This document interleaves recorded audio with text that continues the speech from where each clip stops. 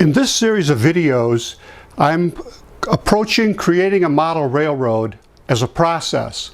I think about it as a process because you can make it as simple or as complex as you choose to.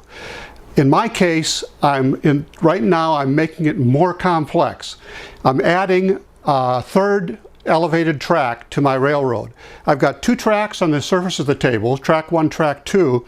Track 3 is an elevated track, and I'm in the process of putting that together right now.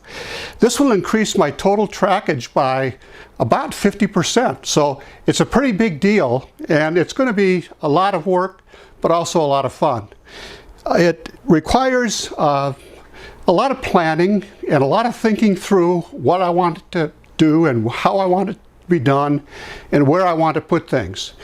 It involves just about every aspect of the layout, from the surface of the train tables to using fast track to being sure I have a grade that's manageable by my locomotives, and also electrical connections. A lot of electrical work goes into adding a track because to keep the voltage constant, about every 40 to 50 inches I drop a connection from the tracks down to the electrical circuit under the tables. Now, that keeps my voltage constant, but it also requires a lot of connection wires that I have to somehow acquire. In my case, I've decided that I'm going to be putting those connection wires together myself instead of buying something ready-made.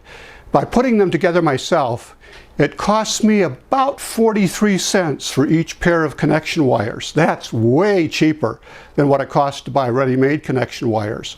I'm going to be getting busy on that. I've already done a few things today, but I'm going to be busy on that next. And we'll jump right in and start working on the railroad.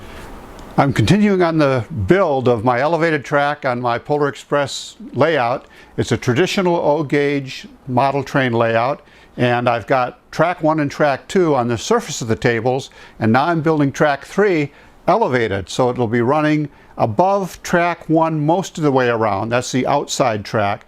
But at the end, where I have a tunnel over here, it's going to be running above track 2 for part of the way. So that way it'll get over back to where it can run over track 1 again on this side of the table without interfering with the tunnel. That's my goal. And I've made a number of steps in the last day, so I've made some progress. I'm going to take the camera and then walk around and show you what I've done. Recapping, I moved the transformer table out of the operating well in the center of the layout and put it on the side here, which makes it more accessible to me, but also provides room for me to put this crossover. If you look at the opposite side of the table, you'll see where that glue bottle is sitting. That's the understructure for the elevated track that will come out to the crossover.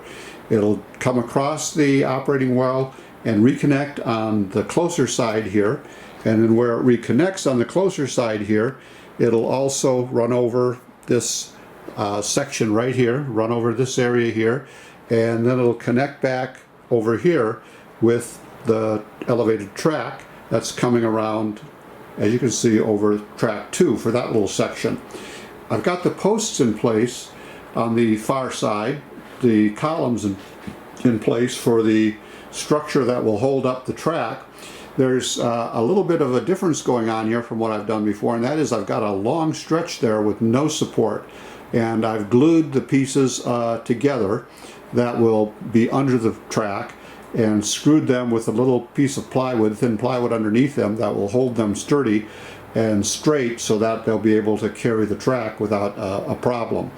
Then this track that's laying kind of loose here over the top here, that's the section that's going to connect that 048 curve there that'll come on those columns with the 048 curve here, and it'll end up running over the top of this track 1 here.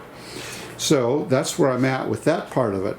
I've got the track sections put together just in order to be able to test my space, and this is the part I was talking about before, where I've taken and I have glued these together so that they will be able to make the curve for the 048 curve without tipping. And underneath I've used a little bit of thin plywood and then screwed it as well to the surface. So it's glued and screwed to the surface, which should give me adequate structure and strength to carry that around in the little area that it's going to be unsupported by a column.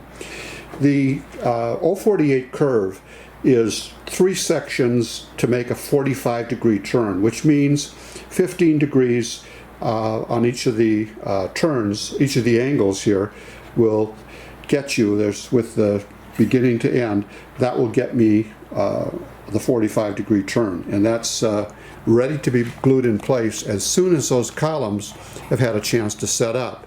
I've got a bit of a mess laying here right now because I've got things kind of just laying all over the tools I'm using to work with to get this done, and I'll clean that up a little bit later on and run the trains again. This is another thing I have to do here. This is the control cord for this 048 switch that's right here.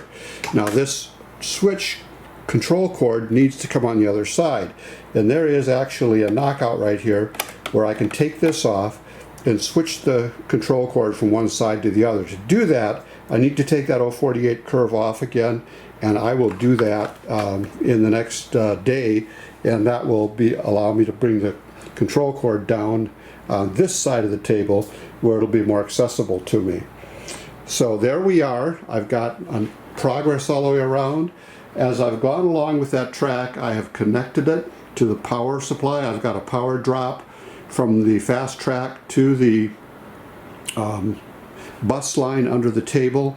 That is the wiring harnesses that run together about every 40 to 50 inches, and that means I'll be able to keep the voltage solid and steady on my track once I get it all in place. I've spoken several times about the wiring harnesses that run underneath the table. These are as specified in the Lionel Fast Track Modular Train Table Manual, which I've also mentioned, and that's available from Lionel Collectors Club of America, and I'll have a link to that below as well. But these are the wiring harnesses.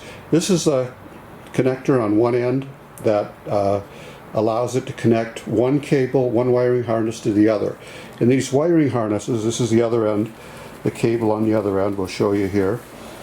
So these are pretty foolproof. You can't really make too much of a mistake with putting them together. Please click the thumbs up below and like the video, and please subscribe if you haven't already done so, and you'll continue to see our progress on building the elevated track.